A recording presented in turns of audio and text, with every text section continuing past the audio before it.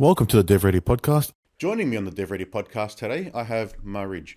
I don't actually know much about him. I haven't met him besides the couple of minutes we had just before giving him the heads up on what we're talking about today. So for those of you new here, that's how I generally run these episodes. So Maarij, welcome aboard, and I'll let you introduce yourself and tell everyone who you are. Thank you so much, Anthony. I'm actually excited to talk about what you have to offer as well. But simply put, from my end, we run a LinkedIn outreach agency. So we help B2B service-based businesses who are looking to sell a retainer client of at least $30,000 within a year. So it could be like a $3,000 a month thing to over $100,000 per month, and we book 5 to 10 meetings per week for them. On an average, we get the first meeting booked within 3 days. In the last 10 months, we've helped three businesses grow from under 20K per month to over 100K per month. And right now, I think we're on track to help five more like that. So I want to be known as the person who can help other businesses grow to 100K per month within 10 months. That's the thing we want to be known for. So we're really excited. I think we've built a system that we can easily I can just break down right now with you, Yep. and I think it would help a lot of people. Okay. So before we dive into that, what's a bit of your background and how did you fall into this space? Or have you been in the sales space the whole time? Because that's always an So interesting story. no, I like that question. So simply put, I started off in sales almost like 9 years ago. Face-to-face salesperson, was horrible at it, but then grew really quickly once I committed. So I went from being a salesperson, team leader, manager to starting my own sales company. We grew our team from 0 to 40 people within like 6 months, and our highest revenue month was 620K, and we were doing really well.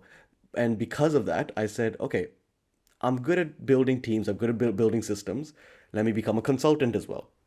So went into that game. Then COVID hit. We lost 85% of our business literally Oh, well. overnight. And I thought, okay, I hate this feeling. I need to learn how to grow my business online.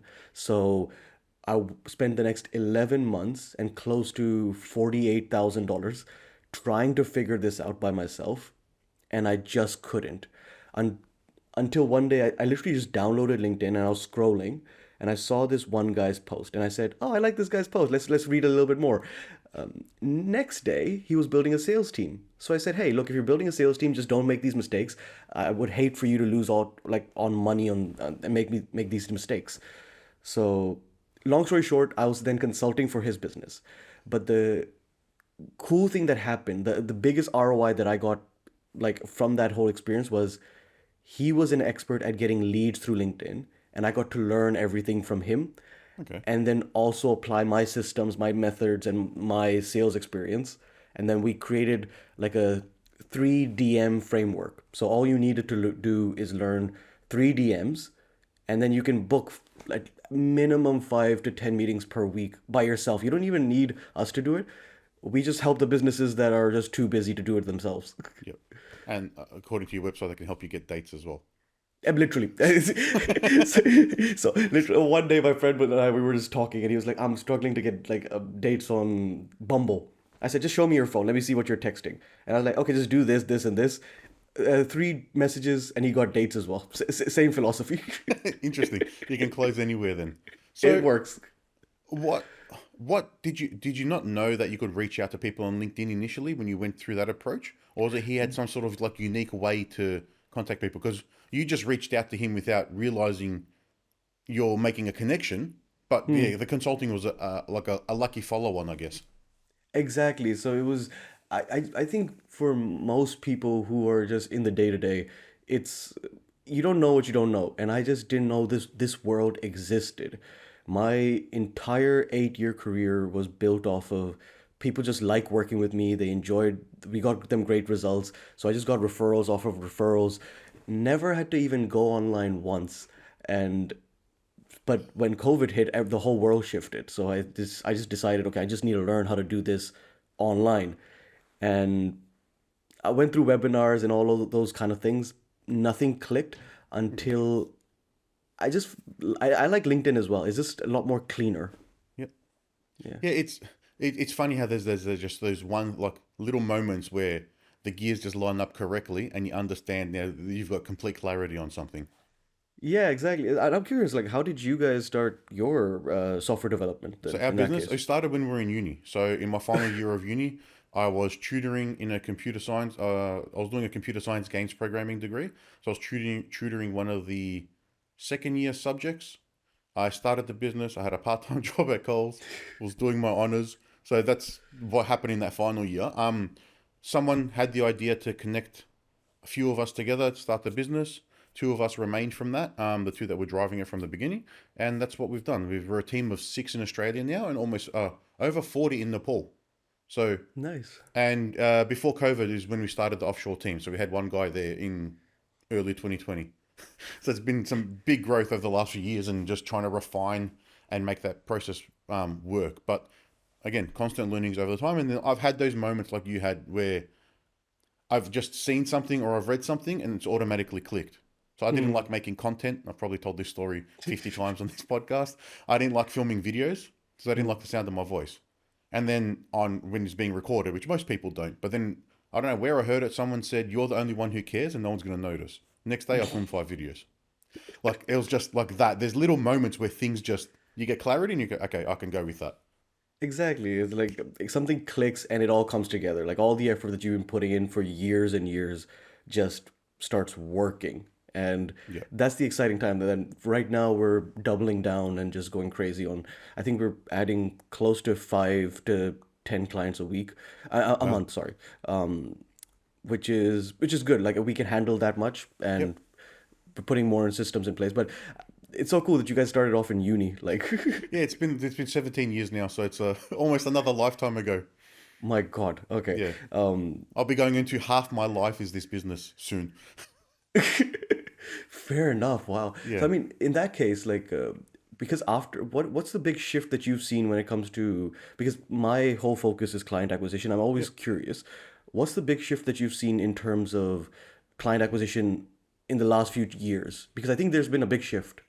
Well, from what I've seen over the years, we've been a referral and network business the entire time.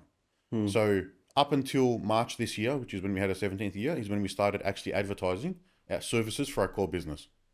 So up until then, it's 100% referral. We had one random client approach us because they saw our name in the same co-working space that they were in. It's like, all right, I'll reach out. We're like, we're no longer there, but happy the listing was still there for that one. But it's all referral, so doing good work, having good clients, they refer. The difference I've seen, we probably missed what everyone would call like the gold rush of what like the Facebook meta ads was 10 years ago. Hmm. But in saying that, we started that now, and I've spent 6 months trying to understand how to run marketing, how to run ads, what to do, how to set up campaigns, and we're seeing results now. So it's starting to come through. We're getting a couple inquiries a week from that. Nice. So Okay. we're now starting to branch out of the network thing. But the big changes has been probably you run ads. Social media means just pushing content out so you stay top of mind. Hmm. Gary Vee's probably been a big thing that a lot of people have probably been listening to. Probably, I wouldn't say maybe as much in the last couple of years, but before he started pushing like the NFC stuff and all that sort of thing was, all right, Yeah. jab jab hook, push things out. The $2 strategy, send just comment on things and get seen, or just make sure you put comment out. Do a Hmm. big piece of anchor content like this podcast, cut that up into clips, and that's how you can at least get content going without having to get your head done in every single day, Yeah. trying to make something new, which is difficult. Um, but then it's going, all right, now short form video is dominating everything. So it's short form video ads, TikTok, Reels, Shorts, whatever you want to call them. Yeah. They're on LinkedIn, they're on TikTok, they're on Instagram, they're everywhere now. So it's shifted from text-based things, images with something to just get your attention, to then just some videos now. That's the shift that I've seen. Interesting. I think um I get the feeling you're so it's so true because I think the trust has gone down in strangers way too much. Like I get this all the time that hey, so when so long story short, I think we interviewed 162 consulting businesses just to kind of get a bit of understanding what's going on in the consulting businesses. We were building a white paper, Mm-hmm. and I found out that consultants, on an average, every week get like 50 messages uh, from someone trying to sell them something. Yeah. And so, like, how do you stand out in a crowded market? The only way is that if you have content that can build trust for you, or if you get an opportunity to build trust really quickly, like this podcast. Like, that's Yeah. one thing that we actually even do as well. It builds trust really quickly. You get to know the person. It helps me feel significant. So obviously I'm gonna say yes. Oh yes, Yeah. I get to go on a podcast. Like, who wouldn't say yes?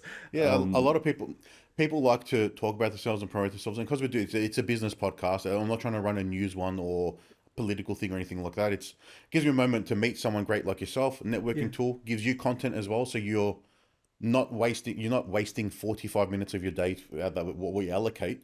You'll get content out of this. You've got a connection. You've got some referrals, and maybe who knows what can come out of this after the fact. Exactly. Like, one of my favorite clients right now was a friend I helped 10 months ago, and no, 11 months ago now.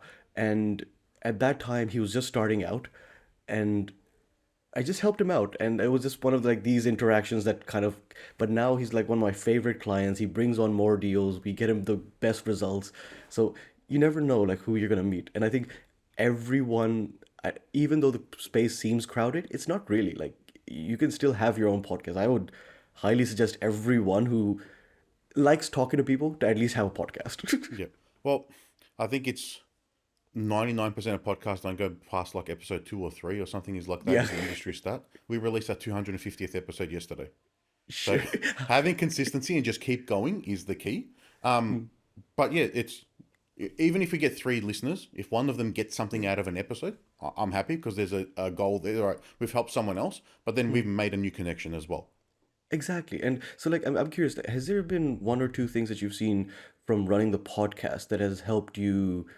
And I'm just going to be brutally honest here, like, in the sense of converting people into sales? Yeah, we've had direct clients come from podcast episodes before. Like, is there anything that you've seen that you guys do differently? I think we do a lot differently, but that's probably every consultant in our space says the same thing. Well, I played like a reverse Uno card on you, and I messaged you through LinkedIn, and I got you on the podcast. So something's worked there. I got Yeah. some cut through. I'm not sure exactly what it was, but that's how we find our guests. For anyone that's listening, is we send messages on LinkedIn to people, their accounts that seem interested. I'm not a connection. I was not a connection to Maarij before this. Yeah. I'm probably still not a connection because I haven't done the connection button. I just send cold outreach messages and asking people if they jump on the podcast. But I'm not sure what else. Sort of like the biggest realization was the networking, so we can meet good people this way. It saves you time because you don't have to go and travel somewhere, which is an added benefit because no one has Yeah. time these days. So if I asked you to go out and meet for a coffee, you've got to put 2-3 hours away now. This is Yeah. short thing. It's not that big an interruption. We have a good deep conversation. You understand sort of the other person's perspective. But I think the biggest one was, yeah, it's the networking thing. It's the ability to have all these people. We just wanted to share people's stories. Didn't realize that we'll grow a network and make these connections that we've had. Absolutely. So, I mean, because for me, I think one of the coolest guests that I've had was an angel investor. Like, this guy, genius when it comes to making money. Every single time that I've talked to him, he's probably added close to $500,000 to his business. Like, every Well, 6 months, he just adds a crazy amount of money to his business. And he started from like zero, like yeah, recently. So I get the feeling it also gives me a lot of education on what other people are doing right. yeah, So, and one thing I learned from you is like the system that you have of communicating your message. I think even if people just look at your system of how you introduce yourself, how you have the website already laid out, here's how to prepare yourself.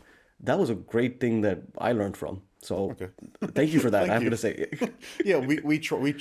I'm very like process or system driven, so I'm good at setting up things. So I can set up a process and say, all right, someone didn't know what to do this week on the podcast. Okay, let's make a page and explain how to set up there, how to get yourself ready for filming.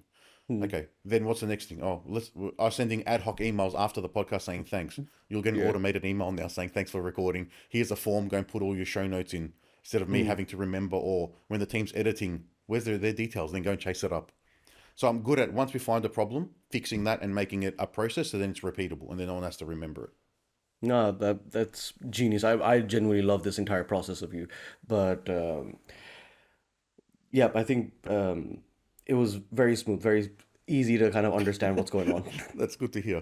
So maybe diving back into into your like your 3DM process, you called it.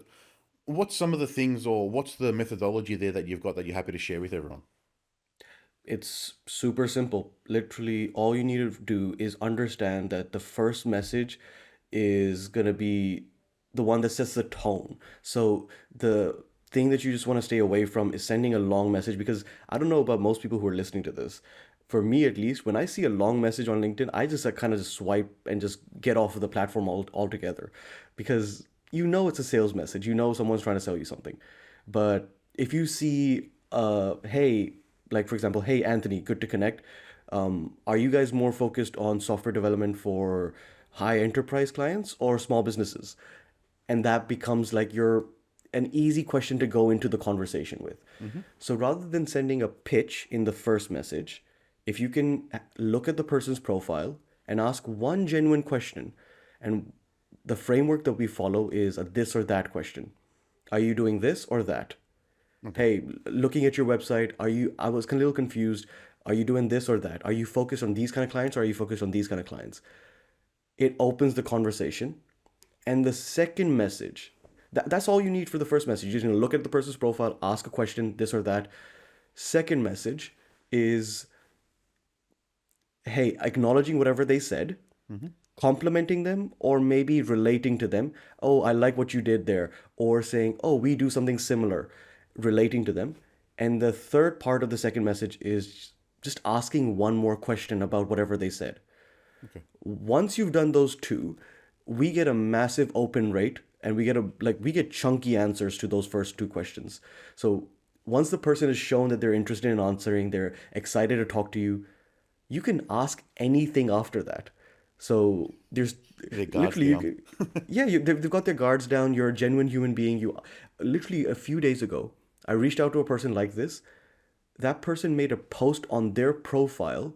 Hey, this is how LinkedIn outreach is supposed to be done. Okay. And I didn't ask for it. Like the guy Yep. just was, he liked the system so much. And then the third ask message, this is the thing most people are curious about. Like, how do we ask for something? You could either give something for free and say, hey, we did this something, we helped a client just like you get these results. Would you like me to show you how? That's one way. Second way is you could make a white paper. Hey, we're interviewing some people just like you for a white paper around a topic that you would like. And we've interviewed big companies like this. Would you like to come on the white paper? Would you like to be interviewed for the white paper? And most people like that because they get to learn industry secrets, they get to see the other person's perspective, so they're open to that. Or the last thing, the third option is a podcast. Hey, we're interviewing people just like you for this podcast that we have, and in return you'll get to use the content for your own LinkedIn, whatever. So as long as the ask is like in a way that makes the other person something, it gives the other person some kind of value, it would work. And I think we have a 4% conversion rate from just connections sent. So not even if they've accepted, if we're sending 200 connections a week, we will book 8 to 10 meetings a week. Okay. It's just a numbers game after that. Yeah. Yeah. Just how many can you send before Yeah. LinkedIn blocks you? So if you send 40 connections a day, that's 200 a week, Yep. 5 days. That's all you need to do. Yep. And it takes like 2 hours. So based on that, my our LinkedIn or our guest strategy is a bit different then, because I sent you a one giant message asking you straight away to be on the podcast, Yeah, and so I'm we curious, like, get what was the conversion rate? Yeah. ours is about 10%. So 10% of people we message say yes, I'll Hmm. jump on the podcast, but we're not selling anything, so it's very different. Hmm. Exactly. So it depends. We're really helping marketing agencies, Yep. and marketing and sales have the toughest time because you already know that they're trying to sell something. Yep. Yeah, yeah. So I'm just trying to. Are you interested in donating some of your time to have a chat? No, I liked your approach, but I'm guessing with the cold outreach, was it through InMail or were you like putting some ads behind it or That's all something? direct messaging. So I would have just seen your account, gone through and go, all right, you look like an interesting person. Let's see if you're happy to jump on the and have a discussion. And here you are. And is that the method that you used from the beginning? Yeah, that's all we've ever done. And then we ask Nice. people for guests. That's the other option. So referrals. Oh, okay, interesting. So do you have anyone you think would be interested in jumping on the podcast and having a chat? Yeah. And then we've had, yeah, like I said, 250 episodes. I think we've spoken to so many different industries. I don't even know how many different industries and people. Out of those 250, we've had a couple double or triple episodes. So maybe it's 230 people we've spoken Hmm. to, you could say. Yeah, fair enough. My only thing is like when we're trying to, so for me at least, what I want to do is make sure that every lead kind of gets treated like a human being. The reason is it builds long-term trust because then we can follow up with people, then we can Yep. actually build a relationship. For example, we're also selling LinkedIn DMs. So we want the other person to feel that, okay, this was actually decent. This was actually Yep. fun to actually go through. So the whole process just makes it a lot more easier to book meetings. Yep. Yeah. And that's key for everyone. So I think there's a lot of people who use LinkedIn but don't know how to get business off it, especially if you're an employee and unless you're in sales, it's very different. You don't use LinkedIn for that purpose. You may Yeah. use it for just keeping up with industry news, making connections. So then if you do want to make that horizontal leap to another company, you've got connections and you've got some activity happening. But when you Yeah. run a business, it's your potential sales tool. So it's a very Yeah. different focus there. And I think for more than mastering how to make videos or how to make content, I get the feeling if you just figure out how to just cold approach people in the beginning, it's so much faster. You don't have to learn a lot. You just need, you can just do it from your phone wherever you're sitting. Like Yep. most of the time, I just when I'm outside on the in the gym, I'm just texting a few people. I get a few meetings booked by the time I'm home, so it's Yep. just easy. Yes, sales it's a difficult thing for people. So we've learned over time how to talk about what we do and the value we add and how we Hmm. can like repeat our message to make it something we don't have to think about when you're talking about it.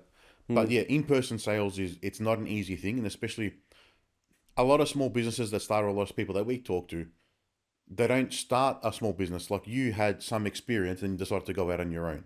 Hmm. But you were in the sales space. A lot of people are either experts in the domain, they've been in the business for a long time. They're like, all right, I can do this and consult to a lot of other people and help a lot Hmm. more people because the company I'm in, they're taking too long to make decisions.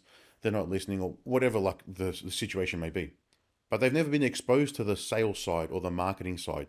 So they Hmm. don't know how to approach things or how to try and pitch to people generally. And in that regard, my advice is very simple. Just understand that you don't want to be direct. Like you can be. It works for some personalities, but for most of the people that I meet, they don't want to be like those kind of hardcore salespeople. So for them, the advice is, hey, try to sell off the back end. Like focus on giving, give 95% of the way. And in the last 5 minutes, like at the end of the entire call, all you need to do is to say, oh, by the way, I heard you mentioned this problem. I helped another person fix this. If you want, I could show you how to do it and you can do it yourself. Maybe we can talk another time. And basically, you're moving them to the next call where you can just show them the value. And in most people's situation, even if you show them the entire roadmap, they can't do it themselves. So they Yep. will need your help. It's just a matter of phrasing it in a way that, hey, I can help you out. Try to do it yourself. And obviously, in the next call, you're gonna like me. You're gonna trust me. You're gonna want to buy from me. Yeah, people don't have time to do it all. There's always what is it, done for you, done with you, done by Yeah, yourself model. A small exactly. percentage of people will go and do it themselves, and everyone else will need the assistance because they don't have time. They don't either want to learn that skill potentially, so they'll need someone to help them with it and get it set up. Depends on who you're dealing with, but there's an opportunity there for everyone in each of those three segments. And that's why, like, just getting the opportunity to be in front of your ideal clients is, for a small business, is almost like everything. Like, if you can get in front of enough people, you will sell your offer. Most people are good at what they're doing if they're Yep. starting a business. Most, like, I'm mean, actually not most. Actually, it's just a numbers game. But It's really once you know what you're doing, if you know your stuff, you can talk about it and people understand. If you're passionate about it, it comes through in the way you describe it. exactly. Yep. But I'm interested. I think, I get the feeling there's going to be a lot of people who need your software development stuff as well because uh, and the cool thing about the internet right now is you have access to so many better, like qualified people. Like even in Nepal, you've got that big team. Yeah. I'm pretty sure they're like killers. Like they're great at what they Yeah, do, right? great people. We try and find the best people to work because then they will get the best results. Exactly. Same thing. We've got a big team in Pakistan, Yep. close to 35-ish right now. And it's the same kind of vibe that we get to choose the best of the best Yeah. and get to make a little bit of profit on that as well. And they So win as well. having the team like that, are you sending DMs directly or using like an automation? I don't know if you want to share your No, process or if you've got secrets there or secret sauce or whatever it may be. I'm not sure. no, we hire people and we train them for 3 weeks Yep. before they start doing everything by themselves. And then, because even with any automation right now, it doesn't like I the thing is I am doing the podcasting, so that's why I was curious and I was like, okay, I want to be a part of this. So for me it was more out of curiosity. But for most people who are doing like enterprise deals, it even though ChatGPT can kind of get there, it still lacks a little bit of that human touch. So we get people to come into your profile Hmm. and then message on your behalf, Yep. and it's super personalized, super tailored. Okay. So yeah, So that's what yeah. makes the difference then. It's not a generic automated message with maybe ChatGPT saying this person's name and substituting some things. It's No, someone's actually understands the client that you're working with and then goes and looks at the profile and makes it like you would be sending the message. exactly. So we every single person that we connect with is your like ideal client. Yep. Every person that you get a meeting with is the right specific fit. All every single message is tailored to the person that you're talking to. It might have been we're gonna reference their content, their website, what they've their history, something to make it personalized. Yep. And no automation tool up till now has been able to do that. When it does, maybe I'll just shift, but until It's then, something we're to good. keep an eye on because the AI stuff is improving. Have you seen any other sort of shift in like responses from people since the AI has become a big thing? Do you get like people asking you, is this an AI message or anything like that, and they're cautious? No, we just get I love that message. That's a great outreach. We just get those kind of messages, and I'm not Okay. even up till now. Literally, no one's ever questioned us that if we're AI because it is so personalized. Yep. So I So think, and I it's think clearly not, and there's no way it can be. Yeah. you cannot do what the AI can't do this right now. But I think with AI and all the automations and all the kind of content coming out right now, trust is getting lowered and lowered every single day. So I think the personalization aspect is going to be more and more important. So I think I'm bullish on that idea that Yep. the more human, the more personal that you can be, the better. Yep. And that's what you need. It's all human connection. Literally, I get this because we talk to so many people every single week. Everyone says that they get pitched left, right, and center every single week. It does not matter what kind of industry you're in, they're getting pitched by 100 different people. So the only way to really stand out is if you're genuine. Yeah. Well, I can't tell you how many messages I get asking me for outsourcing development every single day. And I'm just I don't even read the messages. I just see the first few sent words in the thread and look, not interested. Yeah, it's not worth it. Like Yeah. like if they're not, I think the thing is also that if you're not putting that much time and effort in the first interaction, you're most likely a copy paste business anyway. Yeah.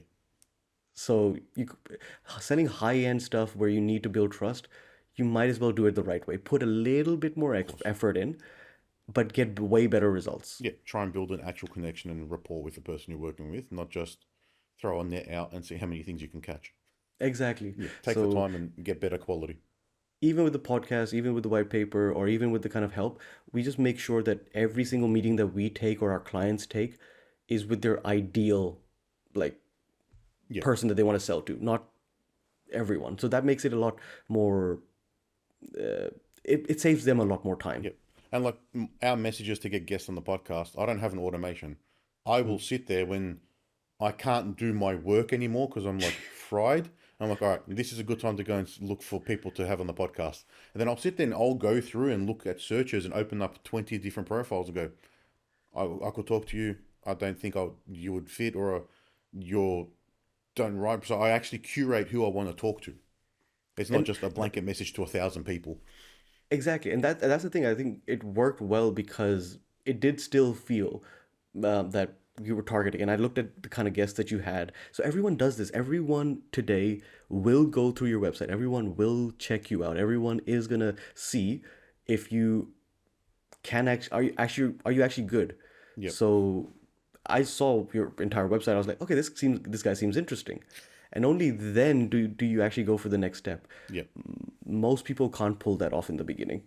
Yeah, it takes time. It's taken us time. It's been, I said, 6 years now. So it was end of 2019 we started. That we've been building a process, but that comes from having a business where you have to build processes to be able to automate and scale. And you'd have processes as well, because you can't run a team of 35 people without a process. It's And impossible. I think I love this book. If anyone's really trying to build up any kind of process right now, Buy Back Your Time was a great book to kind of understand how you could systematize any task that you're doing in the business. Okay. So so for us, at least for me, if I'm doing a task repetitively, I'll just first I need to have the self-awareness to understand this is a task just need to automate or give to someone else. But then just recording myself doing the entire task, talking through it, making one video recording and putting it in our SOP file. Mm-hmm. So whenever someone needs to do the same thing again, they can just grab the file or we can send them the Watch link. it. Here's how to do it. Yep. And it's key. It's sharing information and recording steps. That's the process way. Yeah. So what's the future look like for your business and where you're looking to go? That's a good question. I get the feeling. So the thing is, for a few businesses, we're doing a lot more just than LinkedIn. We're doing cold emails, we're doing content, we're writing content for them, we're editing their content.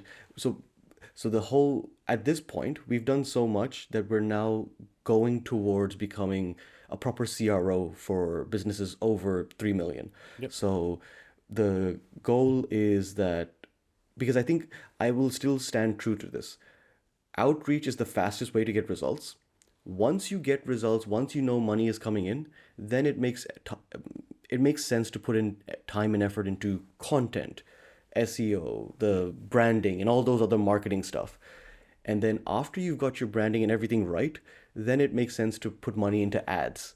So we've done the entire process for ourselves and other businesses. So now we're going to offer that to businesses over 3 millions as well. So we're going to branch out of just LinkedIn and offer the entire system, because we kind of have systems and processes for everything already, but we're just not taking the leap because it's so easy to sell it for LinkedIn outreach for us at this point. Oh, that's it's a product that works, and then having you seeing that growth and being able to reach out is a good sign, because that means you're doing well, you're delivering results. Otherwise, you won't be able to do that. Yeah, and we basically just started like a year-ish ago.